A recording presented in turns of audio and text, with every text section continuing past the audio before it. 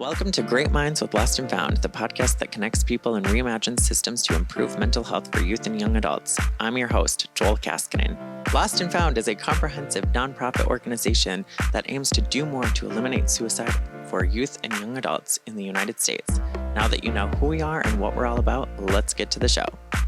Hello and welcome to another episode of Great Minds with Lost&Found. I'm your host, Joel Kaskinen, and today's conversation is with Taneeza Islam, the Executive Director of South Dakota Voices for Peace. Welcome, Taneeza. How are you? I'm doing well, thank you. Thanks for having me. Of course.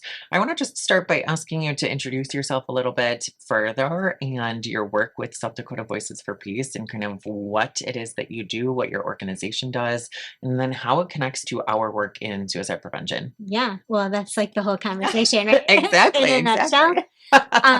So I am an immigration attorney. I also did civil rights advocacy work right after law school. I went to law school in St. Paul, Hamline University. So I've kind of brought all those worlds together, including my master's degree and my passions, and really created South Dakota Voices for Peace. And that was really a beautiful, organic story in a very dark time. Really, we were worried about what we were seeing at South Dakota legislature in 2017. A lot of bills and resolutions attacking immigrant, refugee, and Muslim communities. You know, those are my clients, that's my family, that's my faith group. And so it was very personal. But I knew I had the skill sets to do something more than just be worried and angry and sad at home by myself. So we just organically organized people to go to peer. And what I mean is impacted communities, so immigrants, refugees, and Muslims. We have never organized that way in South Dakota, as far as I've been told. And so when we showed up in peer, it was very impactful because refugees and Muslims don't go to peer. Sure. To engage with legislators, but we were able to do that, and all of the allies came together too. It was just very organic. We used social media advocacy and media advocacy to get the word out on what was going on in peer, and people just started to show up. So we defeated 12 out of 14 bills over 2 years, so 2017 to 2019. And I really like talking a little bit about the bills because it sounds awesome, to defeat 84% of the bills. Is that okay if I talk about it a little? Of course. Just to paint a picture, and I think a lot of our groups are facing this kind of vitriol in our state through our decision makers, which is really adds another level of how problematic all this rhetoric is, because they're trying to legislate against us in some way. And so we had one resolution that wanted to declare the religion of Islam, a faith that I practice, a religion of terrorism. Like, I want people to understand, like, they wanted that to be on the books. We had a bill that would have made it illegal for undocumented students in South Dakota to access higher education. And so we defeated that one too. So just to paint a picture of how vitriolic this was, victories are really great, but the journey to get there was really grueling, very taxing.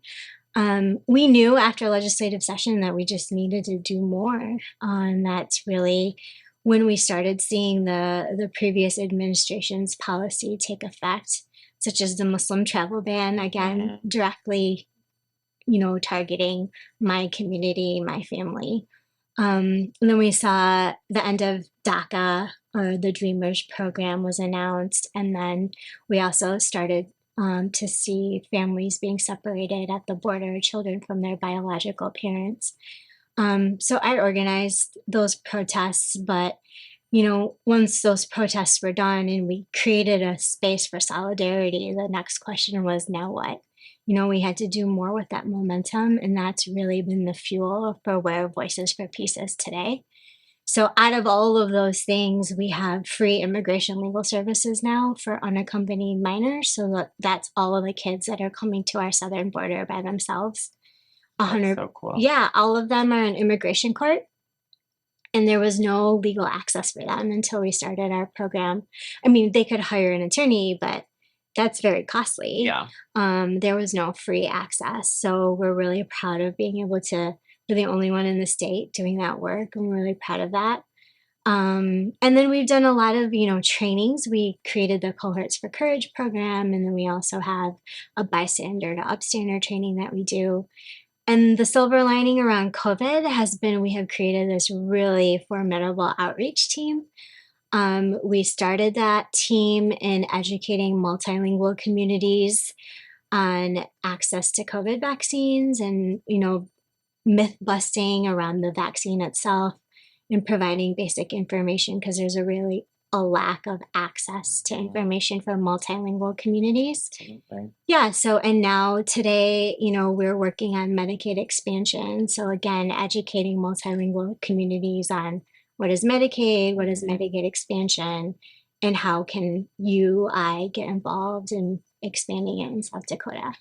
Wow. Yeah, so that's everything in a nutshell, I That's feel so like. well. I mean, like really impressive work, and I love that you said that you wanted to do more. You used that phrase because that's the phrase that we use with Lost and Found is we want to do more to prevent suicide. So I love that you used that phrase. Yeah. So kind of tie that in. Obviously, all of those pieces of your work impact suicide prevention because all of these bills, all of this vitriol, all of these, situations that are facing your communities are risk factors for suicide. So how does that all kind of connect for you?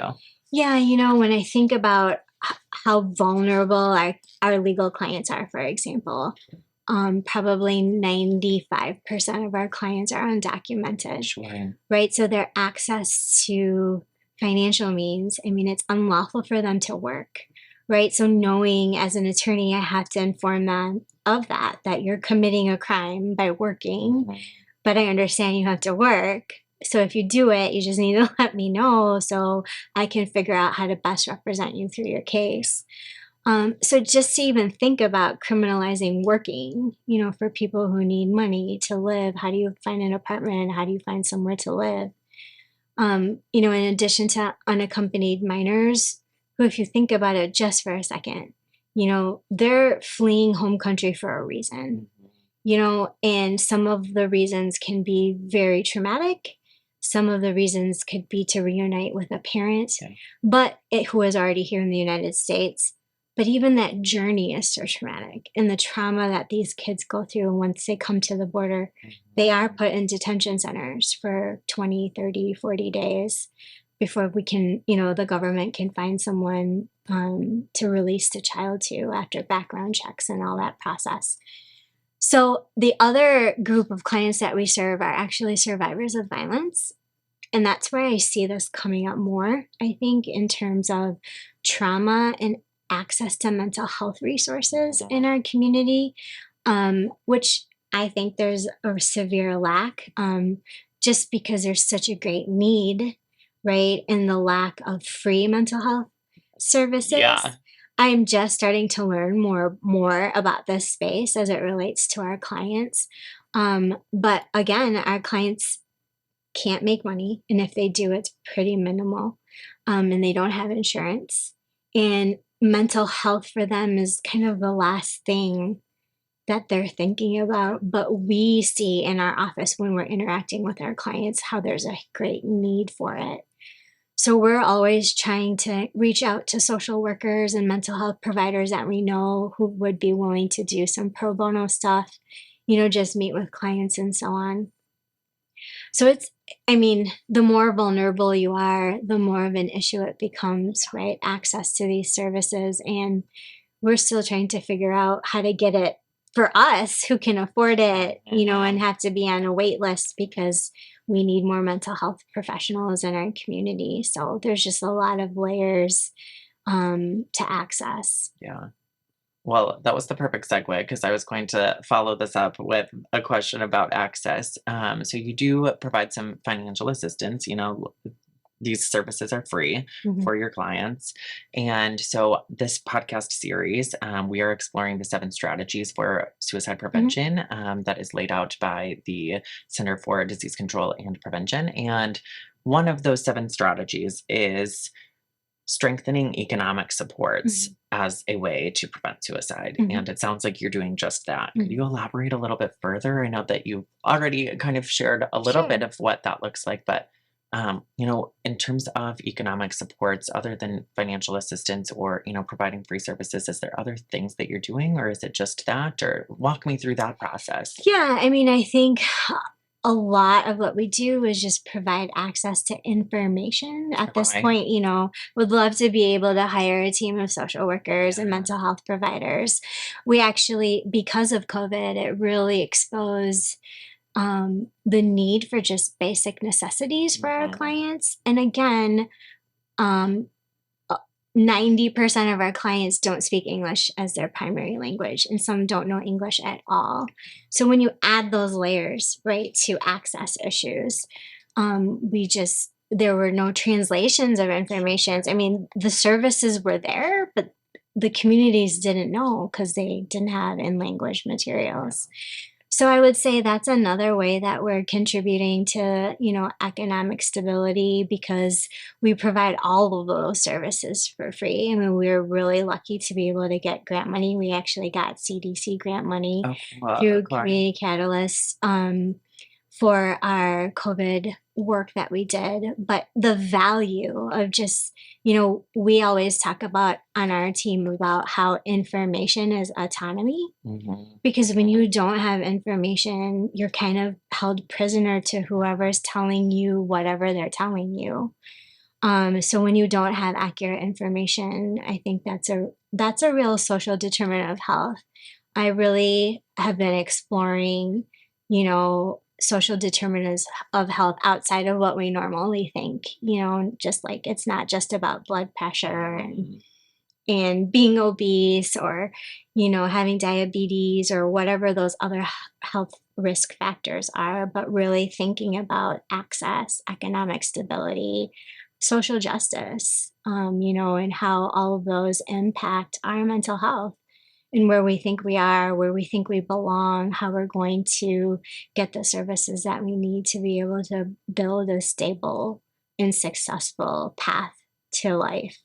Yeah. Wow, that's so cool. It sounds like you're doing really impactful work. I mean, I knew the basics, but like to dive deep with Yeah, you, this well, is this really cool. podcast has made me think of our work so differently. Yeah. We don't necessarily, we're like you guys, we have our blinders on, we're in our lane, kind of going 100 miles per hour. And then when I get an opportunity to reflect like this, it's been really good to think about how we are improving mental health through access, not just access to legal services, Mhm. but just basic information. Yeah. I love that you're thinking of determinants of health through a different lens too, Mhm. because I feel like we do that with suicide prevention. And obviously, you're doing that in your work too. I think a lot of people probably do that in their spheres, but it's not talked about Right, widely. And right. I think that's really cool to see is, like we're all coming together here to figure out ways to better impact our communities and better serve our people, Yeah.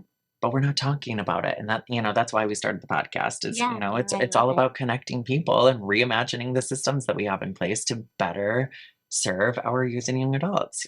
Yeah, and for nonprofits, for us, it's about getting the funding that we need so we can fully serve the Mhm, clients that we mhm. have. And when I moved to Sioux Falls in 2012, I received a Bush Fellowship Oh, through the cool. Bush Foundation, and my whole project was around access to legal services. And then I Mhm. really went down this path of how not having access to legal services is a real determinant of health, also, Yeah. because it creates so much stress. Usually, there's trauma involved in why you need a lawyer, right? Usually, that's a domestic violence survivor or someone else who has faced a crime, or your children are being taken away from you, or you're losing your house. Those are very, when we talk about basic necessities and not being able to defend yourself and having those things either. People don't like to pay lawyers. I say people don't like to pay lawyers to be lawyers, but we really are that can of food on a food shelf. Yeah. We're providing that sustenance, that stability for the clients that we serve. So really just like you said, reimagining the conversation and how we present our work to the community. That's so cool. I would have never thought about it in that way had you not just presented it to Yeah. me, and probably you wouldn't have thought it if I hadn't used, the same language that I just used. So it's really cool that we're connecting here. Speaking of connections, I want to ask a little bit further. We've been talking about economic stability and suicide. I want to talk maybe connection specifically to the Muslim community and other marginalized populations. Currently, we're going through major uprisings in our country when it comes to social justice. What other work can we be doing, whether Mm. it's through legal services, mental health provisions, or just us as individuals? I guess, what connections do you see from your Oh lens? gosh, there's so much, right? I think for me, because I work with survivors of violence, the majority of those survivors are domestic violence Yeah, survivors. yeah, Um, what I've realized is because of our lack of access to services, survivors go to where they go for counseling, which is usually a religious leader or a worship center.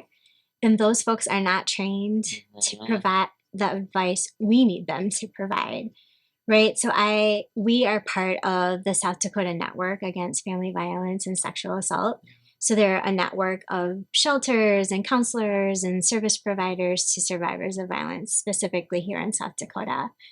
And I've brought this issue up, to the coalition and to think about how do we make it safer for people to talk about mental health with whoever they trust. And if mhm. that trusted person in this scenario is a religious leader, how do we train them on how to identify mental health issues and know where the resources are in the community? Because unfortunately, story after story after story in our office is, well, I went to my priest, pastor, imam.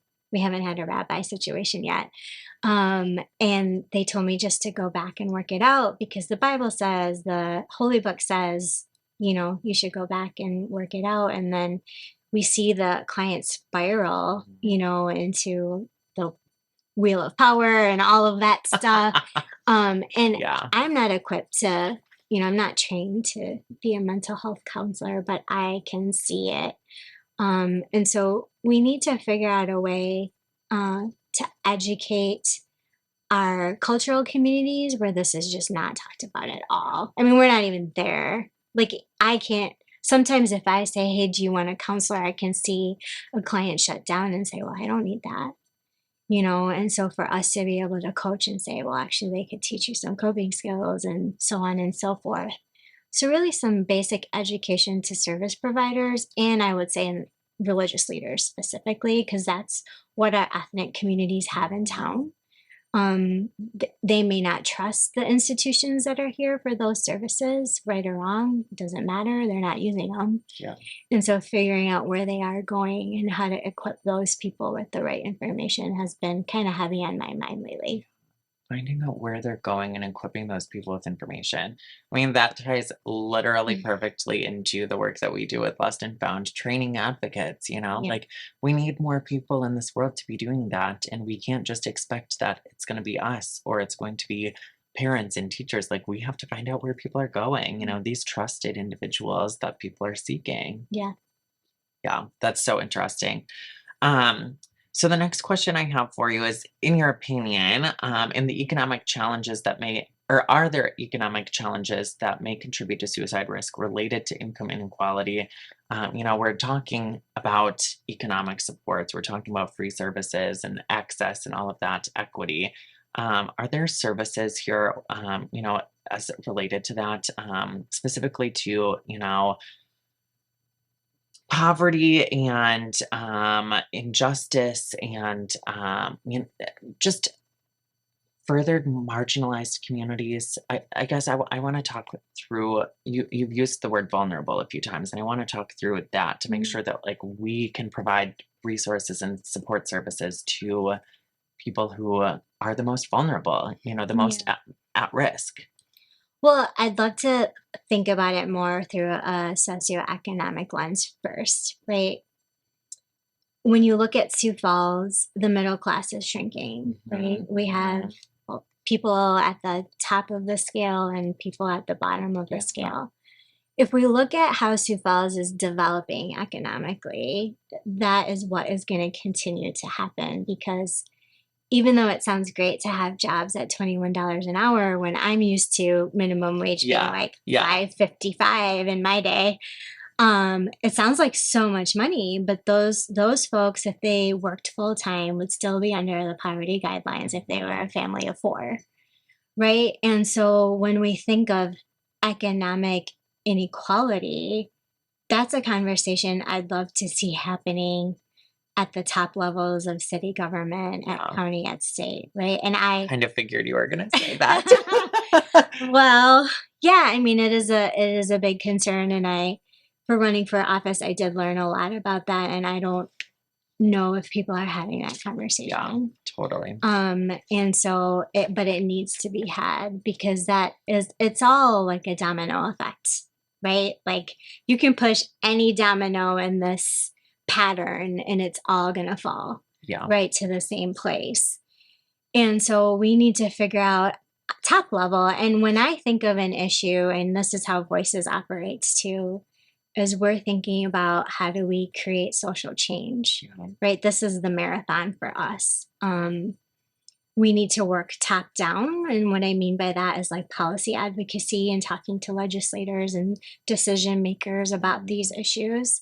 And then we need to work bottom up too, creating that grassroots education, mobilization, solidarity, and meet in the middle. Because you can't have social change if just one thing is happening and not the other. And that's from my master's background, is where I got that. I didn't make that up myself. That's not opinion. Yeah, that's just a theory, of social change. And so, when we think about providing service, right, why do nonprofits exist? To create betterment for their community. Yeah, I mean, it's filling a gap that our government couldn't. Yeah. Right? And we can get into a debate on government's role, but essentially that's what it is. The government has the money. Like, we've seen that with COVID relief funds to our state. Like, I feel like gazillions of dollars have come into our state, and we don't know where that money went. There's a couple programs that I know they like hurriedly put together because they needed to get the money out by December. Like, there was a broadband program, free broadband across the state. The application was out for 2 months, and they got like 500 applications, where we know there's like thousands of people who could have used that program. Right. So again, like, if a decision maker was thinking about that domino effect on how providing broadband would increase access to so many things for our communities, right? For me, it's always about increasing access. So then when we're talking bottom up, when it comes to, in this scenario, I would say nonprofits' roles. One thing I've been asking a lot to different people is, do we have a community map of all of our resources? And I know there was something happening at a Dakota Wesleyan. They were trying to do like a nonprofit mapping of services in the area. I'll need to follow back up with him on that. But we don't even know. I'm curious how many people know about Lost and Found. I know about Lost and Found for several reasons. A lot of my friends are there, and I know the great work you guys are doing. But who else? Who doesn't know that needs to know? Just among service providers, right? There seems to be not that much. I know for a fact there's not collaboration amongst the same sector of organizations, if you will. And so on a grassroots level, we really, as leaders in this space, need to figure out how we bring our service providers together. One thing I am excited about that the state is kind of unrolling is the community health worker program. And so again, that's because of COVID relief money and all this money that's coming in. The vision is to have a community health worker at every nonprofit, right, in our state, so that they can guide clients to where they need to go. And it's an amazing vision. And we're going to benefit for it. We just got approved for a community health worker at Voices. That's so cool. Yeah. Congratulations. Thank you. It's huge, because at one point we could only provide legal services. Right. And when we saw our client, we knew they needed so much more, but we didn't have the capacity to give them more. but now we will. Like, so if someone needs emergency dental care, like our community health worker will be able to help them. Someone So need cool. If someone needs a ride to counseling service, the community health worker can take them. So we're really excited about how that's going to change the landscape of access, right? Because at the end of the day, that's really what it's about. Like, if we all work in our silos, like, what's the point, you know? I Yeah, exactly, and, Like, that's really why we wanted to start these conversations and start this podcast is mm, we need to be connecting with other entities, and we need to stop siloing as individual yeah. organizations. We do ultimately all share the same vision as nonprofits, and we're bettering our communities, and we're filling gaps that are needed, and so how do we work together? Yeah, absolutely. I'm excited. I think there's movement. There's different ways that the community is thinking about that. I think honestly, the silver lining to COVID has been we really recognized where the gaps are, and what we can do better. And I hope that will just make our community more connected so the people who need the services have the access that they deserve. Definitely. So, beyond what you've done for Voices, are you aware of other solutions that are being implemented? Maybe it's in our state, maybe it's in Sioux Falls specifically, that are strengthening economic support. Like obviously, it's not just you who's doing this work. It's Yeah. not just survivors joining for hope. Brad Hurst was on our podcast last Mm. episode. So it's not just you two. Are you aware of Mhm. other support structures and organizations that are implementing this work that you can share with us?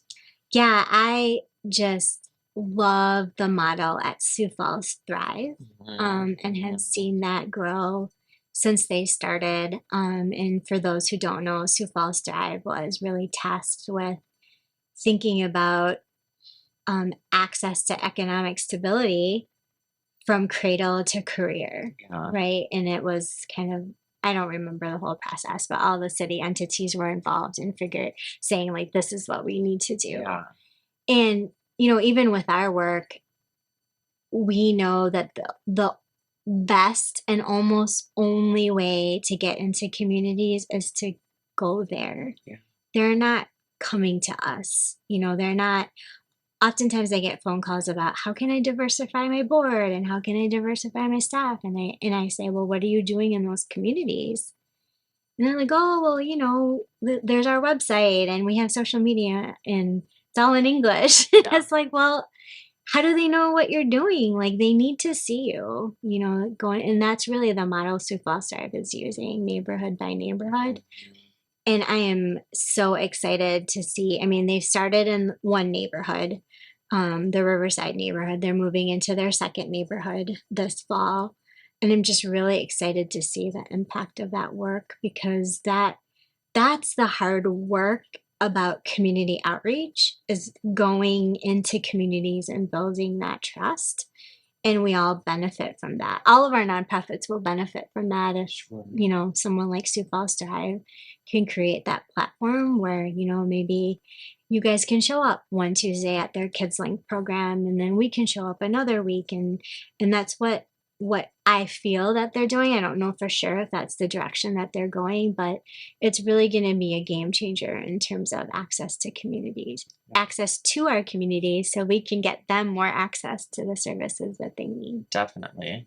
No, I just so I knew of them, a little bit. I'm not connected like deeply with them, but I've known of them for a little bit, and I love that you're articulating this so well because just their name to me stands out Yeah. so prominently. Mm, Sioux Falls Thrive. They mm, are building resilient communities. They're building thriving communities for us here in our mhm, city. mhm, And they're doing it by going neighborhood to neighborhood and mhm. connecting people with access, and so I just love their name and their Yeah, mission, yeah. even if that's really all I know about them, like I don't know a ton, like I'm not deeply connected, but like to me as a mental health worker, I Mhm. think about that and I'm like, that's exactly what I'm trying to do. And what we're trying to do here is to create thriving communities. It's Yeah, exactly what you're trying to do with yeah, Voices for Peace, yeah, yeah. I just love it.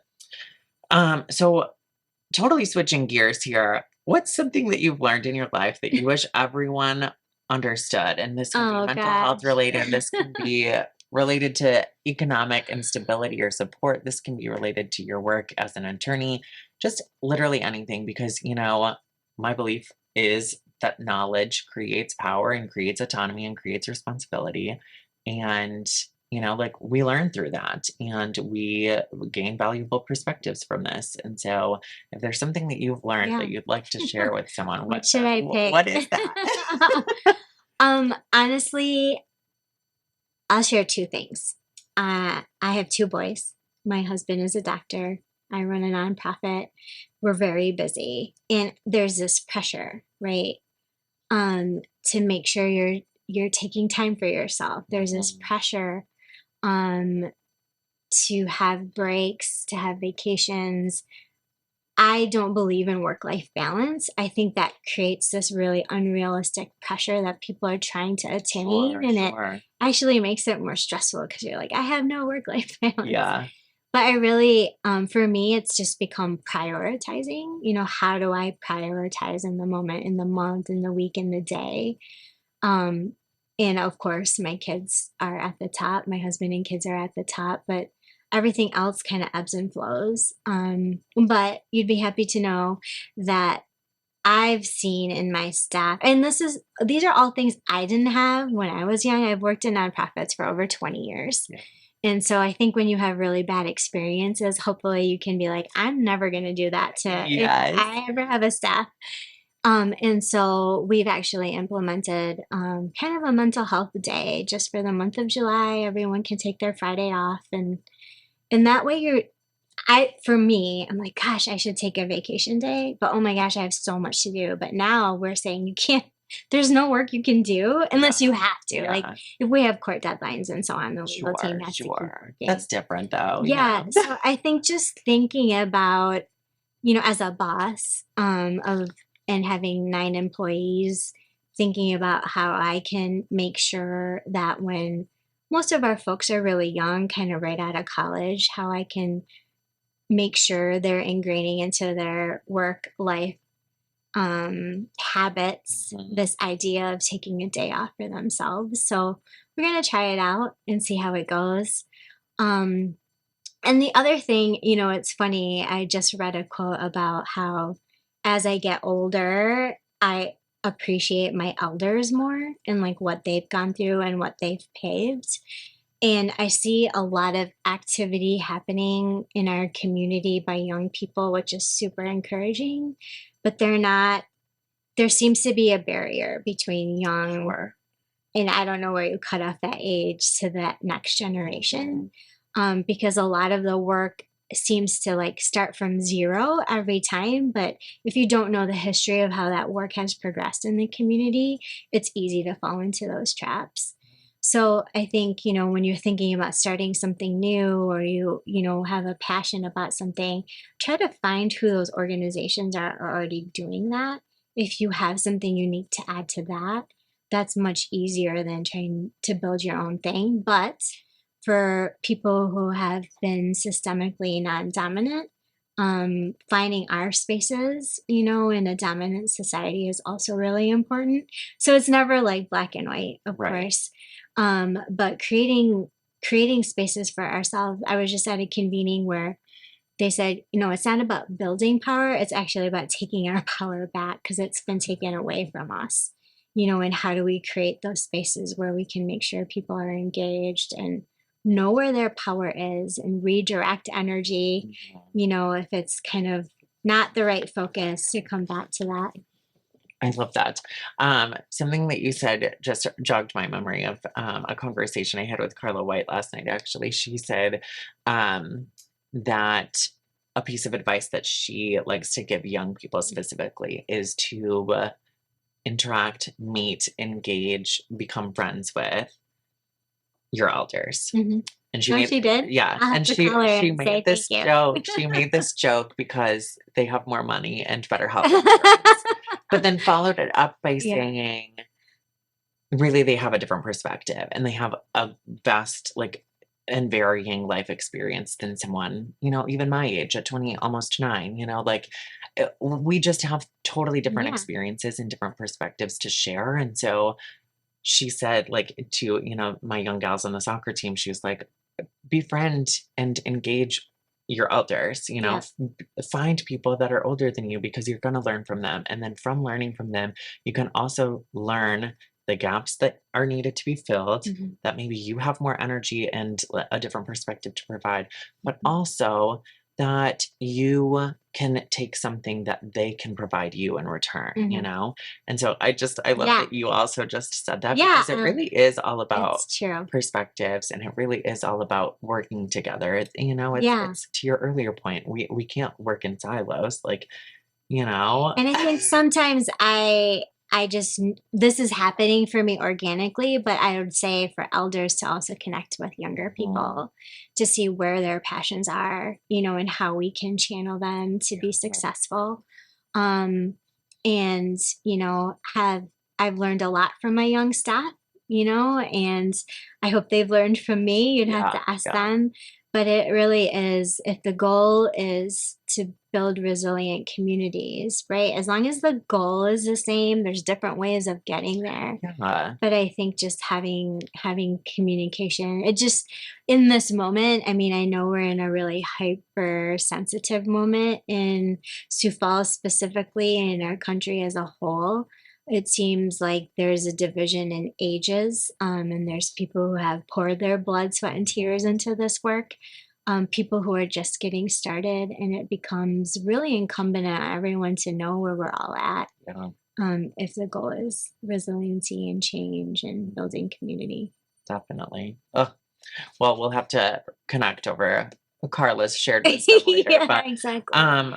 kind of wrapping things up here, we've just got a couple more minutes and a couple more things to say, but is there anything that you, want to share, whether it's about your work or questions of us at Lost and Found as it relates to suicide prevention, economic supports, marginalized communities, Mhm. building resilient communities? Is there anything that you have that we haven't discussed today that Mhm. maybe you thought we were going to talk about on the show, or that you had prepared, or maybe just something that's on your heart right now? Yeah, I've been thinking about my personal mental health journey also, and I don't talk about it much, but I do once in a while. And just in our family, in our nuclear family, we're very Mhm. open about that with each other. We're always talking about, I frame it as successes and challenges. Tell me about your successes Yeah, and challenges today.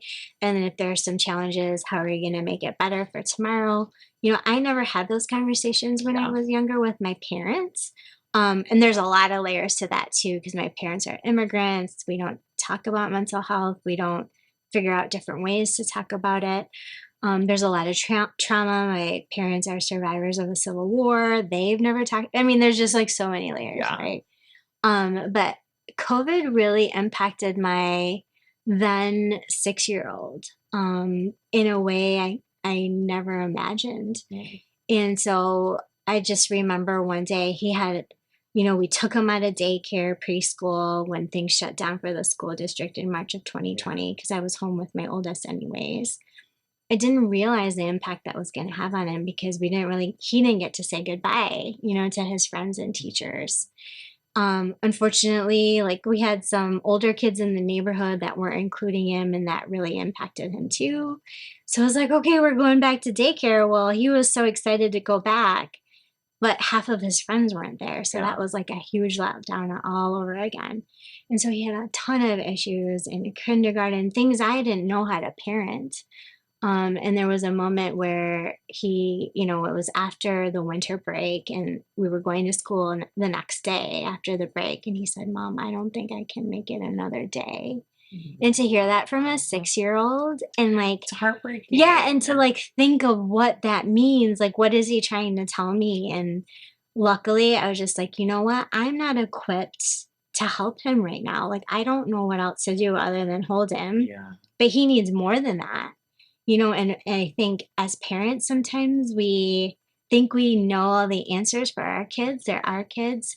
But really taking a step, talking to my husband and saying, I think we need to take this to the next level and find a counselor for him and for us to know how to parent him. yeah, My oldest was very different from my youngest. So I think when it comes to mental health, there's so many ways that it shows up in families, and creating that mhm, space early on for kids to share their emotions and tell us what they're excited about, what they're frustrated about. I think I've come a long way in the last 2 years in thinking about parenting and how to make sure that my kids are mentally and emotionally healthy, not just physically eating their fruits and vegetables and, being social and active. So I was just kind of thinking of that Yeah. as we were talking.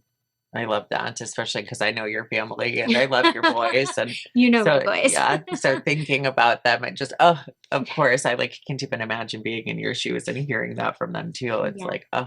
yeah, simply can't imagine. But I can't personally imagine raising a child in this world. But that's neither here nor there. It's a topic for a different podcast. Different podcast. All right. I'll see you there. But anywho, thank you so much Yeah. for coming on today and sharing your story and sharing your work and connecting on, mental health and economic instabilities and, just sharing your perspective. I think, that's really what it's all about, is connecting people in order to do better work and to do more, using that same phrase that we've said a couple of times now, to do more. And Yeah. so I thank you. I value you. And I just so appreciate you Thank being here you. today. Thanks for inviting me. Thanks for this really easy conversation to have about hard topics. Mhm. Thanks for creating the space to talk about it. I think it's just really important. It is. It is Yeah, important. thanks for all your work too. Thank you. Thanks so much for listening. Remember to subscribe, rate, and review Great Minds wherever you listen to your podcasts. For more information about Lost and Found, go to resilienttoday.org. That's RESILIENTTODAY.org. Follow us on Facebook, Instagram, Twitter, LinkedIn, and YouTube @Resilient Today.